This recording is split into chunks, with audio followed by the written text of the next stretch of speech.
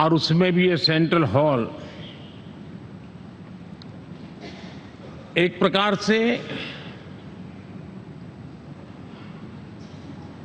हमारी भावनाओं से भरा हुआ है। हमें भावुक भी करता है और हमें हमारे कर्तव्य के लिए प्रेरित भी करता है। आजादी के पूर्व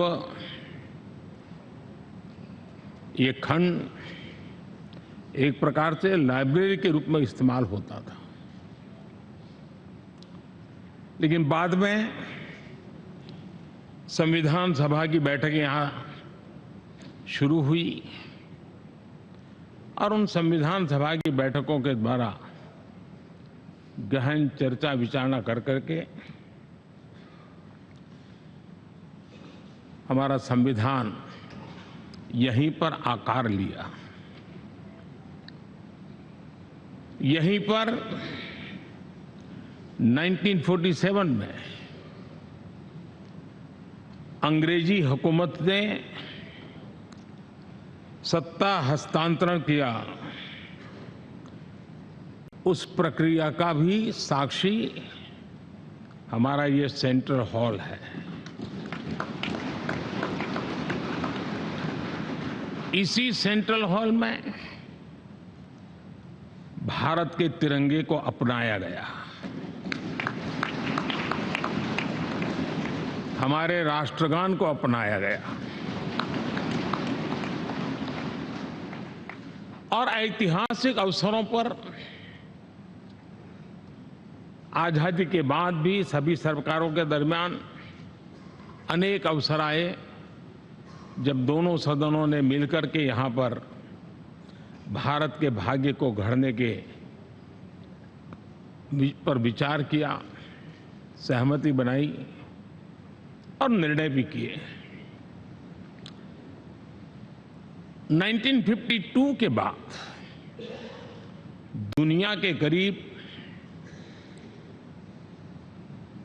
41 राष्ट्राध्यक्षों ने इस सेंट्रल हॉल में हमारे सभी माननीय सांसदों को संबोधित किया है।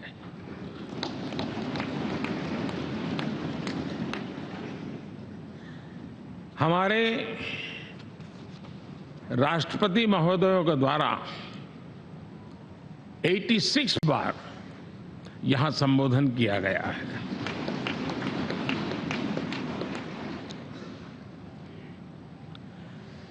बीते 7 दशकों में जो भी साथी इन जिम्मेवारियों से गुजरे हैं, जिम्मेवारियों को संभाली है, अनेक कानूनों, अनेक संशोधन और अनेक सुधारों का हिस्सा रहे हैं। अभी तक लोकसभा और राज्यसभा ने मिलकर करीब करीब 4000 से अधिक कानून पास किए हैं।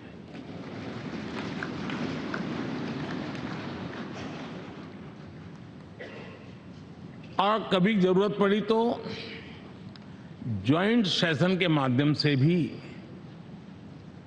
कानून पारित करने की दिशा में रणनीति बनानी पड़ी और उसके तहत भी दहेज रोकथाम कानून हो, बैंकिंग सर्विस कमीशन बिल हो, आतंक से लड़ने के लिए कानून हो, ये संयुक्त सत्र में पास किए गए हैं, इसी गृह में पास किए गए।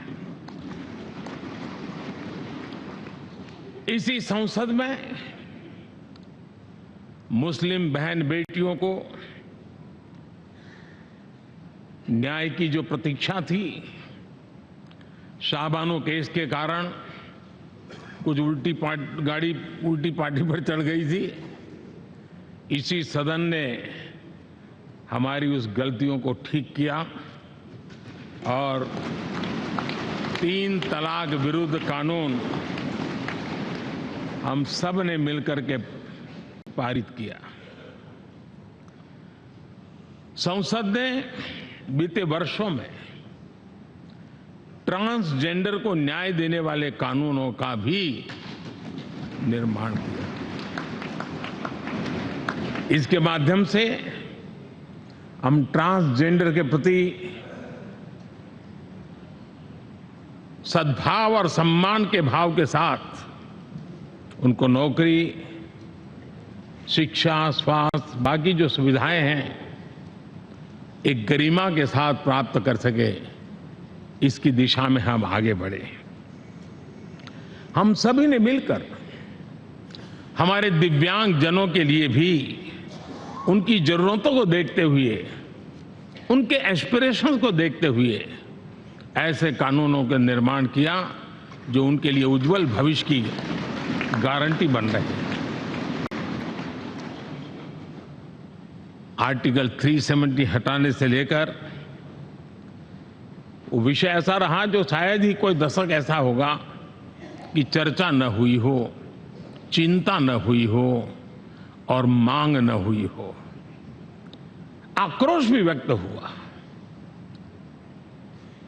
सभागृह में भी हुआ, सभागृह के बाहर भी हुआ। लेकिन हम सबका सौभाग्य है कि हमें सदन में आर्टिकल 370 से मुक्ति पाने का, अलगाववाद, आतंकवाद के खिलाफ लड़ाई लड़ने का एक बड़ा महत्वपूर्ण कदम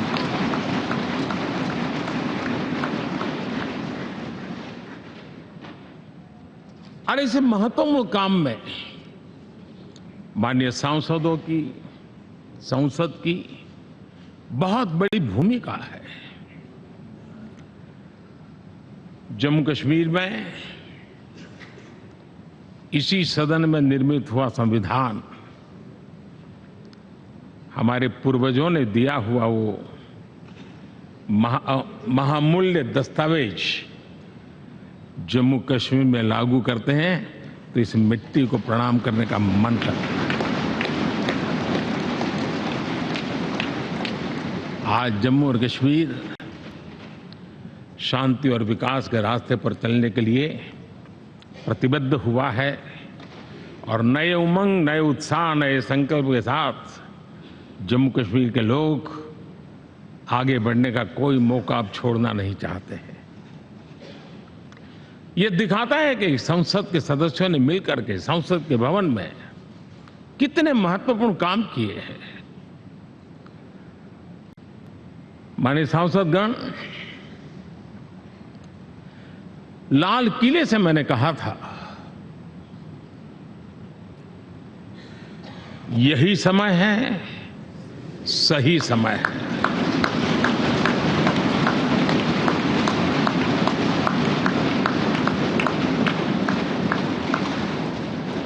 एक के बाद एक घटनाओं की तरफ हम नजर करेंगे। हर घटना इस बात का गवाह दे रही है कि आज भारत एक नई चेतना के साथ पुनर्जागृत हो चुका है।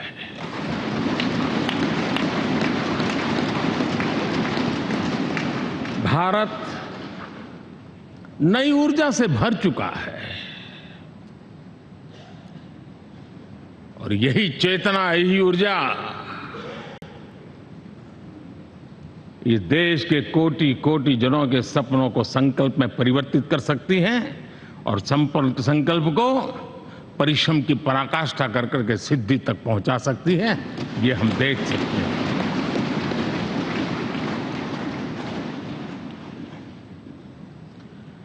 और मेरा विश्वास है देश जिस दिशा में चल पड़ा है,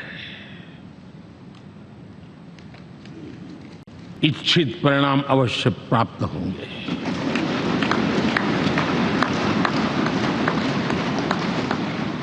हम गति जितनी तेज करेंगे, परिणाम उतने जल्दी मिलेंगे।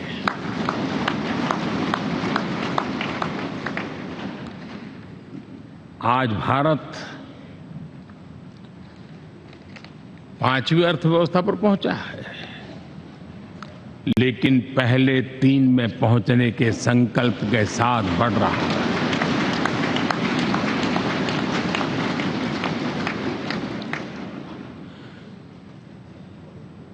और मैं जिस स्थान पर बैठा हूं, जो जानकारियां प्राप्त होती है उसके आधार पर विश्व के गणमान्य लोगों से बातचीत करता हूं, उसके आधार पर मैं बड़े विश्वास से कह रहा हूं, हम में से कुछ लोगों की निराशा हो सकती है, लेकिन दुनिया आश्वस्त है कि भारत टॉप 3 में पहुंच के रहेगा।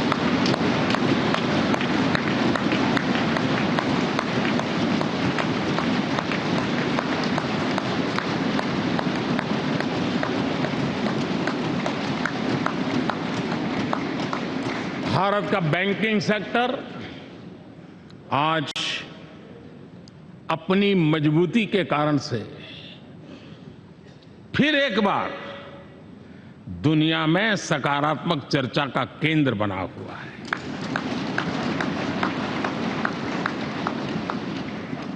भारत का गवर्नेंस का मॉडल, यूपीआई, डिजिटल स्टैक, मैं इस G20 में भी देख रहा था, मैंने बाली में भी देखा। टेक्नोलॉजी की दुनिया को लेकर के भारत का नौजवान जिस प्रकार से आगे बढ़ रहा है, पूरे विश्व के लिए कौतुक भी है, आकर्षण भी है और स्वीकृति भी है।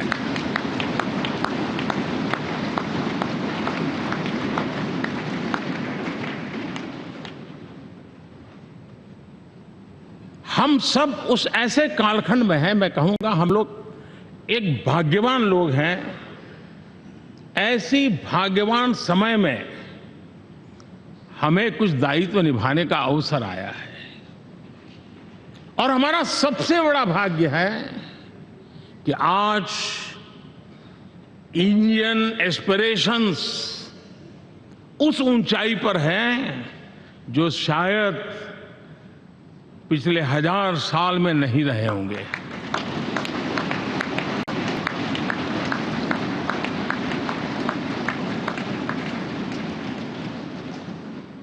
गुलामी के जंजीरों ने उसके एस्पिरेशंस को दबोच के रखा था।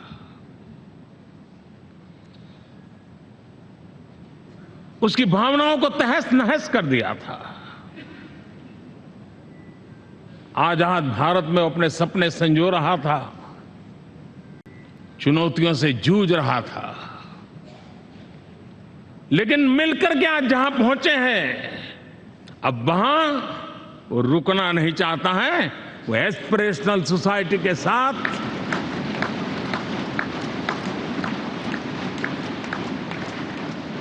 नए लक्ष्य गढ़ना चाहता है।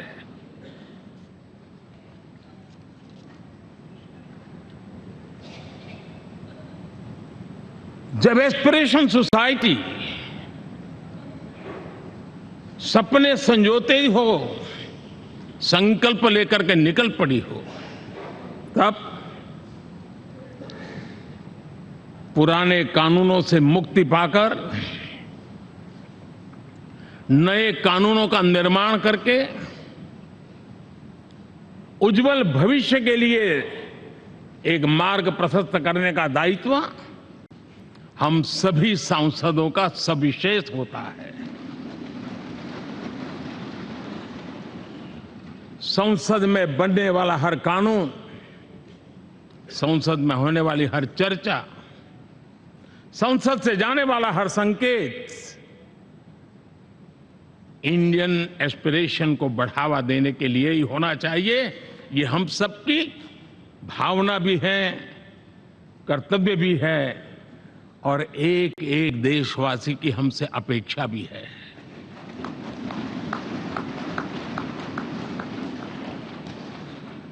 हम जो भी रिफॉर्म करें, उसके मूल में इंडियन एस्पिरेशन सबसे सर्वोच्च पद पर होना चाहिए, प्राथमिकता पर होना चाहिए।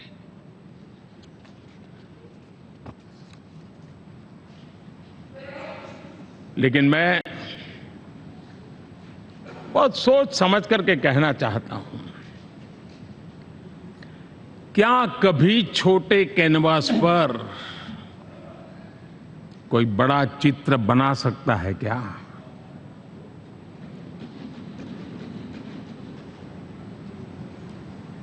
जैसे छोटे कैनवास पर बड़ा चित्र नहीं बन सकता, वैसे हम भी अगर हमारे सोचने के कैनवास को बड़ा नहीं कर सकते तो भव्य भारत का चित्र भी हम नहीं अंकित कर सकते।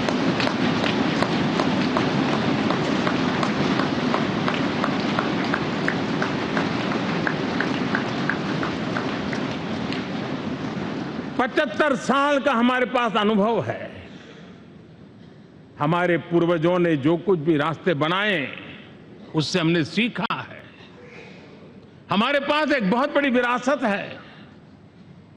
इस विरासत के साथ अगर हमारे सपने, हमारे संकल्प जुड़ जाए, हमारा सोचने का दायरा बदल जाए, हमारा कैनवास बड़ा हो जाए, तो हम भी उस भव्य भारत के चित्र को अंकित कर सकते हैं, उस तस्वीर का खाका खींच सकते हैं, उसमें रंग भरने का काम हम भी कर सकते हैं और आने वाली पीढ़ी को वो भव्य दिव्य मां भारती के हम उनको सुपुर्द कर सकते हैं। दोस्तों,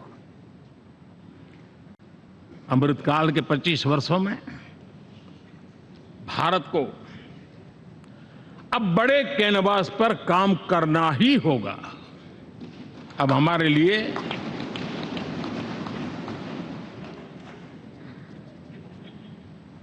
छोटी छोटी चीजों में उलझना वो वक्त चला गया है।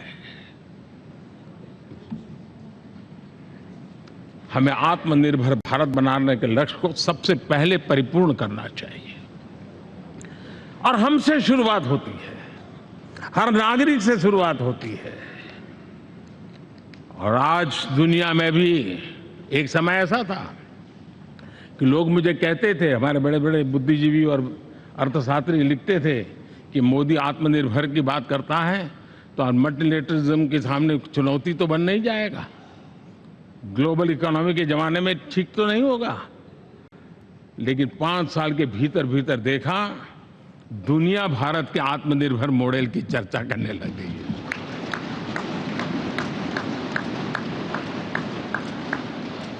और कौन हिंदुस्तानी नहीं चाहेगा कि डिफेंस सेक्टर में आत्मनिर्भर हो, एनर्जी सेक्टर में हम आत्मनिर्भर हो, एडिबल ऑयल। क्या इस देश को आत्मनिर्भर नहीं होना चाहिए? कृषि प्रधान देश हम कहते हैं, खाने का तेल क्या देश बाहर से लाएगा? बहुत समय की मांग है कि हमें आत्मनिर्भर भारत को संकल्प को पूरा करना, ये हम सबका दायित्व है। उसमें दल आड़े नहीं आते हैं, सिर्फ दिल चाहिए, देश के लिए चाहिए।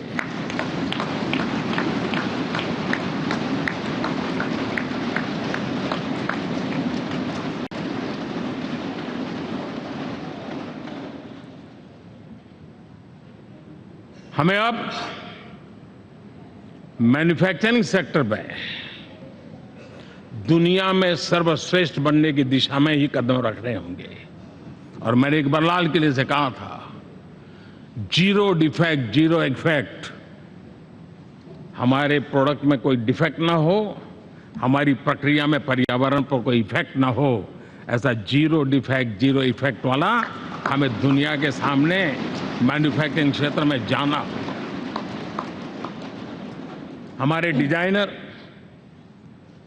हमारे यहां निर्माण हो रही डिजाइन्स, हमारे सॉफ्टवेयर, हमारे एग्रीकल्चर प्रोडक्ट्स, हमारे हस्तशिल्प, हर क्षेत्र में अब हमें वैश्विक मापदंडों को पार करने के इरादे से ही चलना चाहिए, तब जाकर के विश्व के अंदर हम अपना झंडा फहरा सकते हैं। मेरे गांव में मेरा सबसे अच्छा माल हो, इतनी बात नहीं चलेगी। मेरे राज्य में मेरा सबसे अच्छा प्रोडक्ट नहीं चलेगा, मेरे देश में मेरा सबसे अच्छा प्रोडक्ट नहीं चलेगा, दुनिया में मेरा प्रोडक्ट सबसे अच्छा होगा। ये भाव हमें पैदा करना।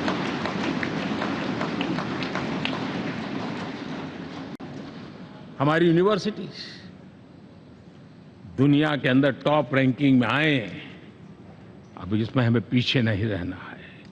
हमारे शिक्षा जगत को नई नेशनल एजुकेशन पॉलिसी मिली है, एक खुलापन है, सर्व स्वीकृत बनी है। उसके सहारे अब हमें चल पड़ना है और दुनिया के टॉप मोस्ट यूनिवर्सिटीज में।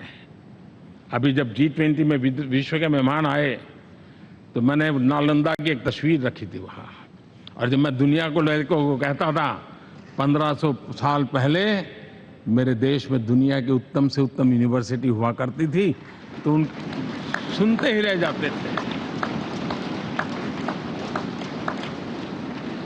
लेकिन हमें उसे प्रेरणा लेनी है, पर प्राप्त तो अभी करके रहना है। ये हमारा संकल्प होना चाहिए। आज हमारे देश का नौजवान खेल जगत के अंदर दुनिया में हमारी पहचान बना रहा है। टियर 2, टियर 3 सिटी से, गांव, गरीब परिवारों से, गांव से देश के नौजवान, देश की बेटे बेटियां आज खेलकूद के जगत जीवन में हमारा नाम रोशन कर रही है। लेकिन देश चाहता है और देश का संकल्प होना चाहिए कि अब खेलकूद के हर पोडियम पे हमारा तिरंगा भी लहराता होगा।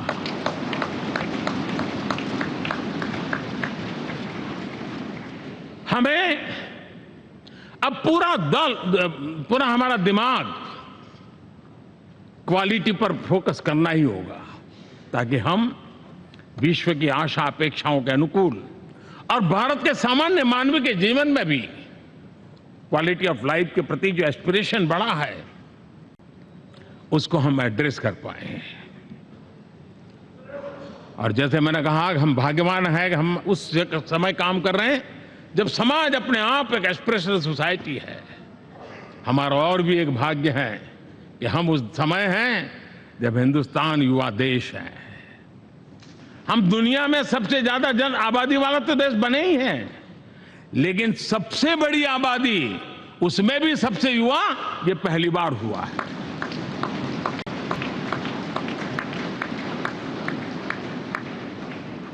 जिस देश के पास ये युवा शक्ति हो, युवा सामर्थ्य हो, तब हमें उसकी टैलेंट पे भरोसा है, हमें उसकी संकल्प शक्ति पे भरोसा है, उसकी साहस में हमें भरोसा है। और इसलिए हम चाहते हैं कि दुनिया में भारत का युवा अग्रिम पंक्ति में नजर आना चाहिए, वो स्थिति पैदा होनी चाहिए। आज पूरी दुनिया को स्किल मैन पावर की बहुत बड़ी जरूरत है, और भारत विश्व की इस आवश्यकता की पूर्ति के लिए अपने आप को सज्ज कर सकता है और उन आवश्यकताओं को पूरी कर करके दुनिया में अपनी एक जगह भी बना सकता है। और इसलिए विश्व में उनकी आवश्यकता के लिए किस प्रकार के मैन पावर की जरूरत है, किस प्रकार के उनको ह्यूमन रिसोर्स की जरूरत है, उस स्किल मैपिंग का काम भी चल रहा है। और उस स्किल मैपिंग के अनुसार भारत के अंदर स्किल डेवलपमेंट की तरफ हम बल दे रहे हैं। और जितना ज्यादा हम स्किल डेवलपमेंट पर बल देंगे, भारत के नौजवानों का सामर्थ्य विश्व में अपना डंका बजाने में कोई कमी नहीं रखेगा। और हिंदुस्तानी जहां गया है उसने अच्छाई की छाप छोड़ी है, कुछ कर गुजरने की छाप छोड़ी है। ये सामर्थ्य हमारे अंदर पहले से पड़ा हुआ है, और हमारे पहले जो लोग गए हुए हैं उन्होंने इससे छवि भी बना के रखी हुई है। आपने देखा होगा पिछले दिनों करीब 150 नर्सिंग कॉलेज एक साथ खोलने का निर्णय किया। पूरे दुनिया में बहुत बड़ी रिक्वायरमेंट है नर्सिंग की। हमारी बहन, हमारी बेटियां, हमारे बेटे उस क्षेत्र में दुनिया में पहुंच सकते हैं, आसानी से पहुंच सकते हैं। पूरे विश्व की जरूरत है, और ये तो मानवता का काम है जिसमें हम पीछे नहीं रहेंगे। आज मेडिकल कॉलेजेस का इतना व्यापक रूप से निर्माण, देश की आवश्यकता तो पूरी करनी ही करनी है, दुनिया की आवश्यकताओं में भी योगदान दे सकते हैं। कहने का तात्पर्य यही है, हर छोटी चीज पर बारीकी से ध्यान देते हुए, उस पर अपना ध्यान केंद्रित करते हुए हमें आगे बढ़ना है। हमें भविष्य के लिए सही समय पर सही फैसले भी लेने होते हैं। हम फैसलों को टाल नहीं सकते हैं। हम राजनीतिक लाभ नुकसान के गणा भाग के अंदर अपने आप को बंधी नहीं बना सकते हैं। हमें तो देश के एस्पिरेशन के लिए हिम्मत के साथ नए निर्णय करने होते हैं। आज सोलर पावर के सफल मूवमेंट्स हमारी भावी पीढ़ी के लिए एनर्जी क्राइसिस से मुक्ति की गारंटी दे रहा है। आज मिशन हाइड्रोजन आने वाले दिनों में जो एनवायरनमेंट की चिंता है, जो टेक्नोलॉजी में बदलाव आ रहा है, उसके समाधान का रास्ता देने का सामर्थ्य रखती है। आज हमारा सेमीकंडक्टर जिस प्रकार से जीवन चलाने में हमारे हृदय की जरूरत रहती है, वैसे ही आज हमारी टेक्नोलॉजी चिप्स के बिना चल नहीं सकती और सेमीकंडक्टर उसके लिए बहुत अनिवार्य हैं। उस दिशा में हम आगे जाकर के इलेक्ट्रॉनिक मैन्युफैक्चरिंग में कोई रुकावट ना आए और जीवन कहीं अटक न जाए, उसलिए एक बहुत बड़ी मात्रा में हम काम कर रहे हैं। जल जीवन मिशन, हर जिले में 75 अमृत सरोवर, हमारी भावी पीढ़ी को, हमारे बच्चों को, बच्चे उनको कभी पानी के बिना तरसना न पड़े, इसकी चिंता हम आज कर रहे हैं। विश्व के बाजार में हमारा हर व्यापार कारोबार पहुंचे, कॉम्पिटिटिव ताकत के साथ खड़ा रहे, लॉजिस्टिक सिस्टम को और अधिक कम खर्च वाला बनाना, एफिशिएंट बनाना, उस दिशा में हम बहुत नीतियां लेकर के चल रहे हैं। आज समय की मांग है कि भारत का एक ऐसा भारत का हम निर्माण करें। नॉलेज, इनोवेशन, ये समय की मांग है और दुनिया में हमें अग्रिम पंक्ति में जाने का ये रास्ता भी है। और इसलिए पिछले हमने समय नेशनल एजुकेशन पॉलिसी के साथ साथ टेक्नोलॉजी के बढ़ावे के लिए हमने रिसर्च और इनोवेशन का एक कानून भी पारित किया है, ताकि हमारे देश के नौजवानों को इस इनोवेशन के और चंद्रयान 3 की सफलता के बाद देश के नौजवानों के मन में विज्ञान की तरफ आकर्षण बढ़ रहा है। हमें मौका गंवाना नहीं है। हमारी युवा पीढ़ी को हमने रिसर्च और इनोवेशन के लिए पूरे अवसर देने हैं और इस इकोसिस्टम को बनाने के लिए हमने एक उज्जवल भविष्य के निर्माण की नींव रखी है। आदरणीय बंधुगण, सामाजिक न्याय ये हमारी पहली शर्त है। बिना सामाजिक न्याय, बिना संतुलन, बिना समभाव, बिना समत्व हम इच्छित परिणामों को घर के भीतर प्राप्त नहीं कर सकते हैं। लेकिन सामाजिक न्याय की चर्चा बहुत सीमित बन के रह गई। हमें उसको व्यापक रूप में देखना होगा। हम किसी गरीब को कोई सुविधा दें, किसी समाज में दबे कुचले व्यक्ति को कोई सुविधा दें, वो तो सामाजिक न्याय की एक प्रक्रिया है। लेकिन उसके घर तक पक्की सड़क बन जाए ना, वो भी सामाजिक न्याय के लिए उसको मजबूती देती है। उसके घर के नजदीक में बच्चों के लिए अगर स्कूल खुल जाए तो वो भी उसको सामाजिक न्याय की मजबूती देती है। उसको बिना खर्च अगर आरोग्य में समय की जरूरत पड़े वो मिले, तब जाकर के सामाजिक न्याय की मजबूती मिलती है। और इसलिए जिस प्रकार से समाज व्यवस्था में सामाजिक न्याय जरूरत है, वैसा ही राष्ट्र व्यवस्था में सामाजिक न्याय की आवश्यकता है। अब देश का कोई हिस्सा पीछे रह जाए, अविकसित रह जाए, ये भी सामाजिक न्याय के खिलाफ है। दुर्भाग्य से देश का पूर्वी इलाका, भारत का पूर्वी भाग जो समृद्धि से भरा हुआ है, लेकिन वहां के नौजवानों को रोजगार के लिए दूसरे इलाके में जाना पड़ रहा है। ये स्थिति हमें बदलनी है। हमारे देश के उस पूर्वी भाग को, इलाका को समृद्ध बना करके सामाजिक न्याय की मजबूती भी हमने देनी है। असंतुलित विकास, शरीर कितना भी स्वस्थ क्यों न हो, लेकिन एक उंगली को भी अगर लकवा मार गया है तो शरीर स्वस्थ नहीं माना जाता है। भारत कितना ही समृद्ध हो, लेकिन कोई अंग उसका दुर्बल रह जाए तो भारत समृद्धि में पीछे है, मानना पड़ेगा। और इसलिए हम सर्वांगीण विकास के पक्ष में, सामाजिक न्याय की उस ऊंचाई को प्राप्त करने के पक्ष में, दिशा में हमें आगे बढ़ना है। चाहे पूर्वी भारत हो, चाहे नॉर्थ ईस्ट हो, हमें उन चीजों को प्राप्त करना। और उसी लिए जो रणनीति कितनी सफल हुई है, 100 एस्पिरेशनल डिस्ट्रिक्ट पर विशेष काम किया, नौजवान अफसरों को लगाया गया, एक स्ट्रेटेजी बनाई गई। आज दुनिया उस मॉडल की चर्चा कर रही है। और आज 100 डिस्ट्रिक्ट देश के कोने कोने में जो पीछे माने जाते थे, उसको बोझ मान लिया गया था। आज स्थिति ये बनी है कि 100 डिस्ट्रिक्ट अपने अपने राज्य में लीड कर रहे हैं, राज्य की एवरेज से भी ऊपर जा रहे हैं। और इस सफलता को देख करके, सामाजिक न्याय की इस भावना को मजबूत करते हुए 100 डिस्ट्रिक्ट में से आगे बढ़ करके अब जमीनी स्तर पर ले जाने के लिए 500 ब्लॉक तक उनको एस्पिरेशनल डिस्ट्रिक्ट ब्लॉक के नाते आइडेंटिफाई करके उसको मजबूती करने देने का काम चल रहा है। और मुझे विश्वास है ये एस्पिरेशनल ब्लॉक्स हैं, वो एक विकास का नया मॉडल बनने वाले हैं। वो एक प्रकार से देश के विकास के एक नए ऊर्जा केंद्र बनने की संभावना रखते हैं। और उस दिशा में भी हम आगे बढ़ रहे हैं। माननीय सांसदगण, आज विश्व की नजर भारत पर है। शीत युद्ध के समय हमारी पहचान कूटनिरपेक्ष देश के रूप में रही। उस समय की जो जरूरत थी, उसके जो लाभ होने थे, उस समय से हम गुजरे हैं। लेकिन अब भारत का स्थान कुछ और बना है। और इसलिए उस समय कूटनिरपेक्ष की अवस्था आवश्यक होगी।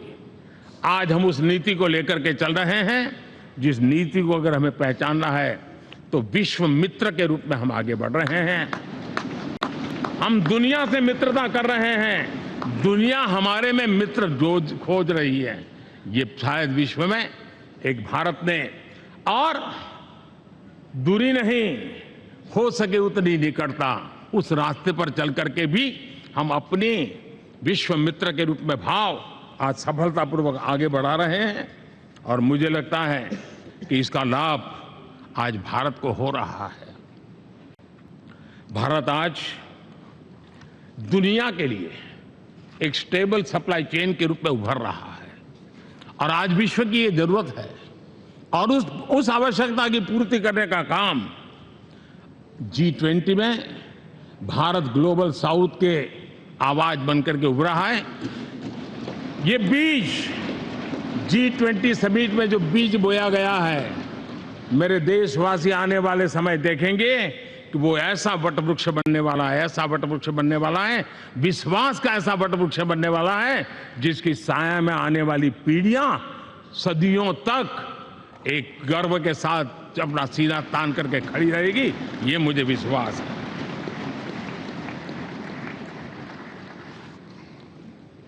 इस G20 में एक बहुत बड़ा काम हमने किया है, बायोफ्यूल अलायंस का।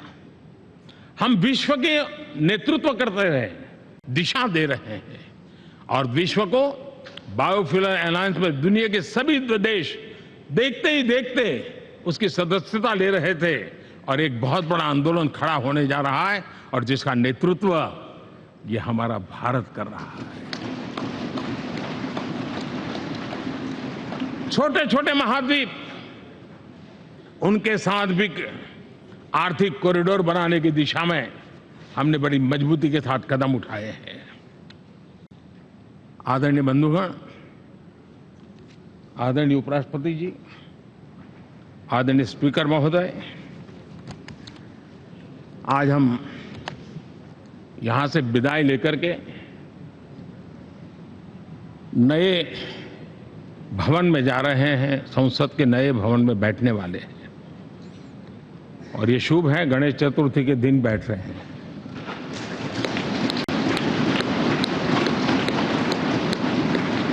लेकिन मैं आप दोनों महानुभावों को एक प्रार्थना कर रहा हूं, एक विचार आपके सामने रख रहा हूं। मैं आशा करता हूं कि आप दोनों मिलकर के उस विचार पर जहां भी जरूरत पड़े मंथन करके कुछ निर्णय अवश्य कीजिए। और मेरी प्रार्थना है, मेरा सुझाव है कि अब हम जब नए सदन में जा रहे हैं तब इसकी गरिमा कभी भी कम नहीं होनी चाहिए।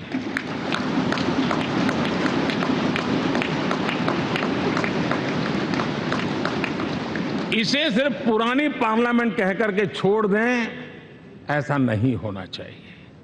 और इसलिए मेरी प्रार्थना है कि भविष्य में अगर आप सहमति दे दोनों महानुभाव, तो इसको संविधान सदन के रूप में जाना जाए।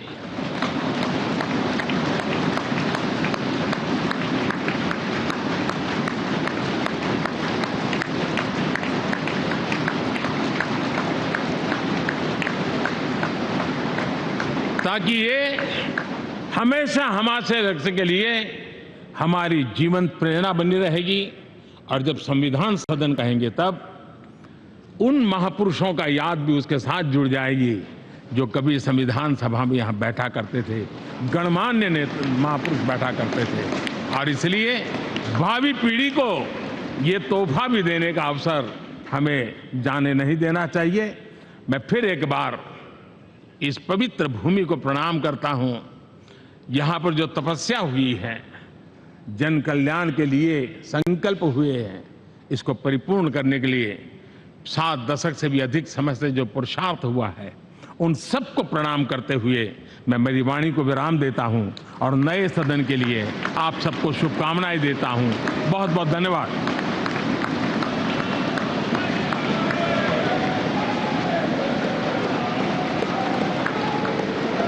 बहुत बहुत धन्यवाद मान्यवर।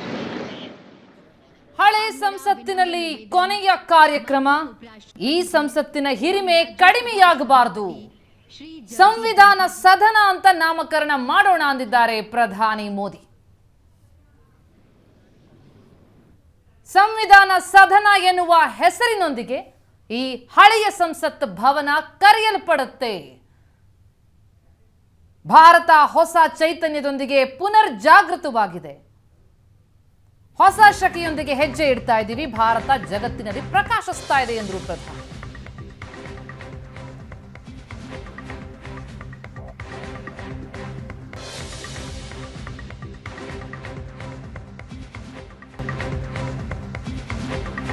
ಹಳೆಯ ಸಂಸತ್ನ ಕೊನೆಯ ಕಾರ್ಯಕ್ರಮದಲ್ಲಿ ಪ್ರಧಾನಿ ಮೋದಿ ಐತಿಹಾಸಿಕ ಭಾಷಣವನ್ನ ಮಾಡಿದ್ದಾರೆ. ಹಳೆಯ ಸಂಸತ್ತಿಗೆ ಹೊಸ ಹೆಸರು ಕೊಟ್ಟಿದ್ದಾರೆ. ಹಳೆಯ ಸಂಸತ್ ಭವನ ಇನ್ಮುಂದೆ ಸಂವಿಧಾನ ಸದನ. ಸಂವಿಧಾನ ಸದನ ಎನ್ನುವ ಹೊಸ ಹೆಸರನ್ನ ಹಳೆಯ ಸಂಸತ್ತಿಗೆ ಕೊಟ್ಟಿದ್ದಾರೆ ಪ್ರಧಾನಿ. 70 हटाने से लेकर वो विषय ऐसा रहा जो शायद ही कोई दशक ऐसा होगा कि चर्चा न हुई हो, चिंता न हुई हो और मांग न हुई हो। आक्रोश भी व्यक्त हुआ, सभागृह में भी हुआ, सभागृह के बाहर भी हुआ।